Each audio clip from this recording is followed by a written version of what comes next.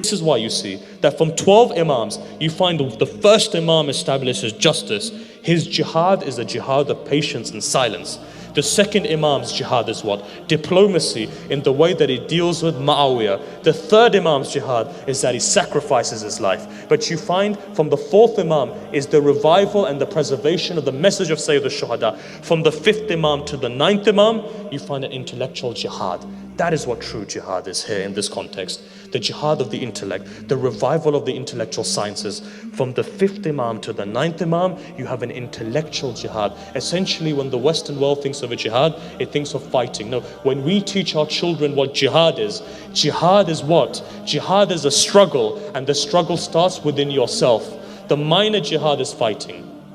You see, that's not our jihad. Our jihad is the intellectual jihad. Our jihad is the jihad of selflessness. Our jihad is helping that old woman cross the road. And our jihad is to help that person who has wronged us. Our jihad is what? When a person slaps us in the face, to swallow that pride and to swallow that arrogance, that tomorrow when that person comes to ask for help, you help them. So really, what is the concept of jihad in the mind of a Shia Muslim? In the Shia Muslim is to revive the humanity and to help all forms of society. That is jihad. When we talk about, and when people, in fact, we don't talk about this, when people talk about jihad of the sword and of the knife and of the gun, that's not jihad.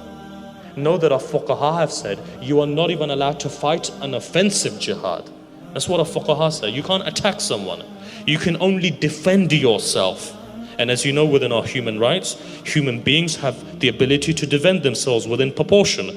You've been given that ability by Islam. The West gives you that ability as well to defend yourself. But we as Muslims, we are not allowed to fight an offensive war. This is why you find that we are different from them. Their religion is different. When I talk about them, I talk about our brothers, right? Their religion is different. Our religion is different. Our religion is based upon compassion.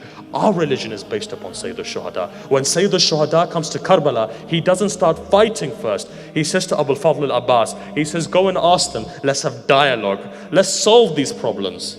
What do they want? Do you want me to exile? Do you want me to be exiled? In a tradition it says, he says, I'll go to Hind, I'll go to India, but I don't want war. I don't want to fight. I haven't come here to fight. I've come here to guide people. I'm an imam. You know what an imam is? A guide towards people. He's here to help people. He's here to take him towards the perfection. That is what Islam is about. So today the problem is this, that in the 21st century, we haven't marketed Islam properly. It's not the fault of the West.